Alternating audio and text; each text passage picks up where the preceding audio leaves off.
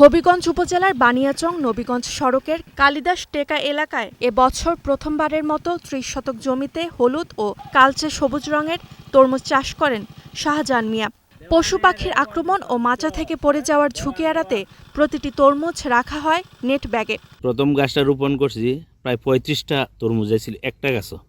এটার থেকে উদ্বুদ্ধ হয়ে আমি গত বছর কিছু করছিলাম, এটা তো আমি লাভবান হয়েছি। গ্রীষ্মের তরমুজে এমন আগাম ফলন আগে কখনো দেখেনি হবিগঞ্জের বানিয়াচংয়ের মানুষ। বর্তমানে স্থানীয় বাজারে 1.5 থেকে 2.5 কেজি ওজনের এই হলুদ তরমুজ বিক্রি হচ্ছে কেজি প্রতি 120 টাকা দরে, আর কালো তরমুজ 100 টাকা কেজিতে। তার সফলতা দেখে আশেপাশের কৃষকদের মাঝেও আগ্রহ বাড়ছে। অনেকেই এখন নতুন করে তরমুজ চাষের কথা ভাবছেন। আমার অঞ্চলও এই তরমুজ হইব আমরা চিন্তাই করছি না, যে সুন্দর হয়েছে। আমরাও চিন্তাধারা করছি তরমুজটা করলে ভালো হইব, লাভবান হইব। কৃষি বিভাগের ধারণা ছিল এ অঞ্চলের মাটি তরমুজ চাষের জন্য খুব একটা উপযোগী নয়। তবে সেই ধারণাকে ভুল প্রমাণ করার কথা জানালেন এই স্থানীয় কর্মকর্তা। গোল্ডেন তরমুজটা যেটা হলুদ কালার, এটা নতুন চাষ হয়েছে।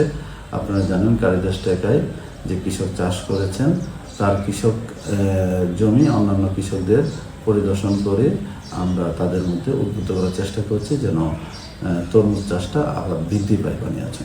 সঠিক পরিকল্পনা, আধুনিক কৃষি প্রযুক্তি আর পরিশ্রমের সমন্বয়ে হাওড় অঞ্চলে তরমুজ চাষ যে লাভজনক সম্ভাবনা হয়ে উঠতে পারে, এমনটাই বলছেন স্থানীয়রা।